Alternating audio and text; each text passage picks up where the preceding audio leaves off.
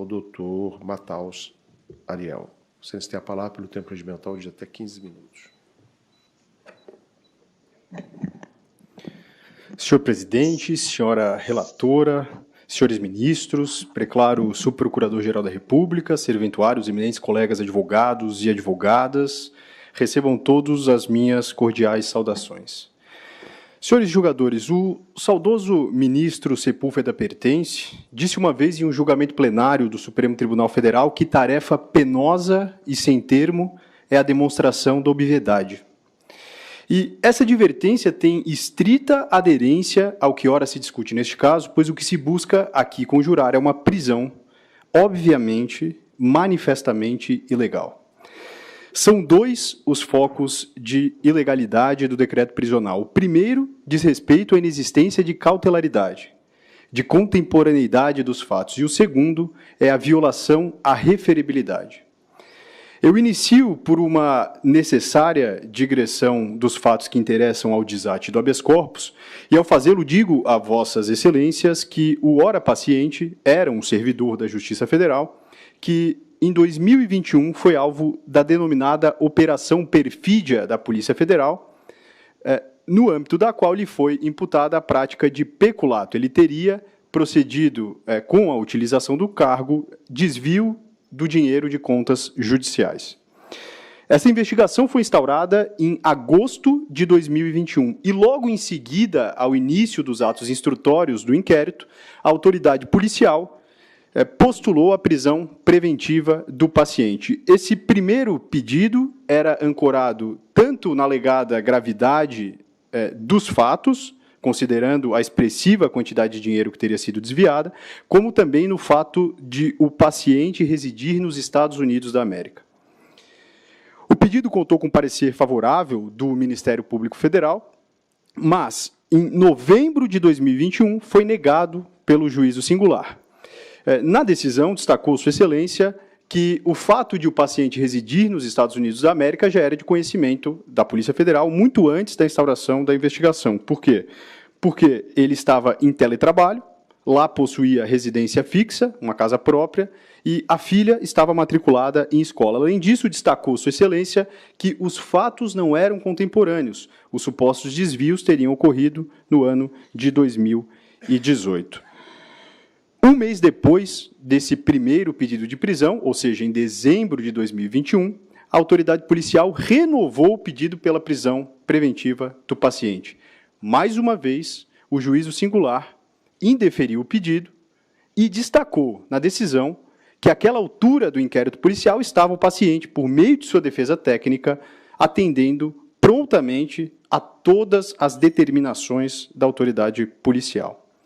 Após essa segunda negativa do pedido de prisão, as investigações transcorreram com regularidade e com a participação ativa do paciente. Os fatos foram delimitados, a denúncia foi oferecida e devidamente recebida e se instaurou o processo criminal no ano de 2022. E quanto ao processo criminal, senhores ministros, é importante se ater ao fato de que o ora paciente, com o objetivo de imprimir celeridade ao feito de colaborar com a tramitação do processo, peticionou nos autos de origem, muito embora tenha o magistrado singular expedido uma carta rogatória para citá-lo, ele residia nos Estados Unidos da América, ele peticionou voluntariamente, sugerindo que a sua citação se desse por WhatsApp, e assim foi feito, ele foi citado, apresentou resposta à acusação e estava se defendendo regularmente. Ocorre que, em março de 2023, ou seja, 4 anos após ter cessado a prática delitiva e mais de 6 meses após o oferecimento da denúncia, logo antes da instrução do processo criminal, o Ministério Público Federal, de inopino, em um procedimento sigiloso, fez o terceiro requerimento pela prisão preventiva do ora paciente. Nesse terceiro pedido, o Ministério Público Federal se limitou em reproduzir aqueles mesmos argumentos que tinham sido objeto dos indeferimentos anteriores, com uma única diferença. Em relação à contemporaneidade dos fatos, alegou o Ministério Público que a Polícia Federal, nas investigações, não tinha conseguido bloquear nada daquele dinheiro que teria sido desviado. E, por isso mesmo, haveria indicativos da prática de lavagem, que, por ser um crime permanente, tornaria o fato contemporâneo. pela terceira vez, ao analisar o pedido, o magistrado singular, que acompanhou toda a tramitação do inquérito, que acompanhou, até aquele momento, toda a tramitação do processo, entendeu, por mais uma vez, negar o pedido. Destacou Sua Excelência, em laboriosa decisão, que os fatos não eram contemporâneos e que, se há uma investigação de lavagem de dinheiro, é no âmbito desta investigação que deveria ter sido realizado o pedido de prisão e não no processo criminal que estava em tramitação, tão somente em relação ao peculato. Não obstante, em razão das reiteradas alegações sobre a residência do paciente no exterior, o juiz singular fixou fiança no valor de R$100 mil, que foi imediatamente recolhida pelo paciente, oportunidade em que, por mais uma oportunidade, indicou nos autos o seu endereço atualizado.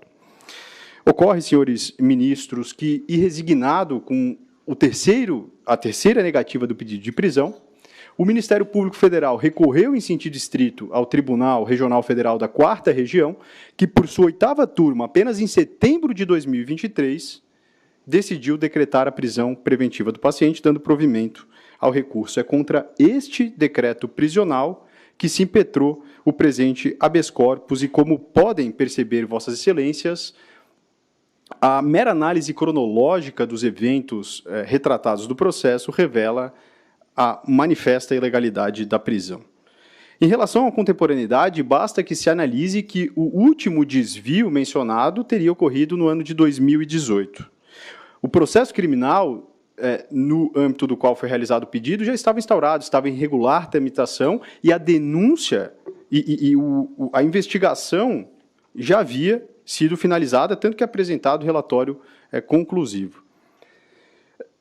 Mas ainda que não existisse a ausência de contemporaneidade dos fatos, o fato é que, em razão do pedido ter sido decretado no âmbito de um processo que versa tão somente sobre o peculato, com investigação já finalizada, sob a alegação de que a prisão seria necessária em virtude de uma investigação que nem se sabe se de fato existe acerca da lavagem de dinheiro, há também uma segunda violação, que é a violação à referibilidade, que, como bem sabem Vossas Excelências, é nota característica de toda e qualquer tutela de natureza cautelar.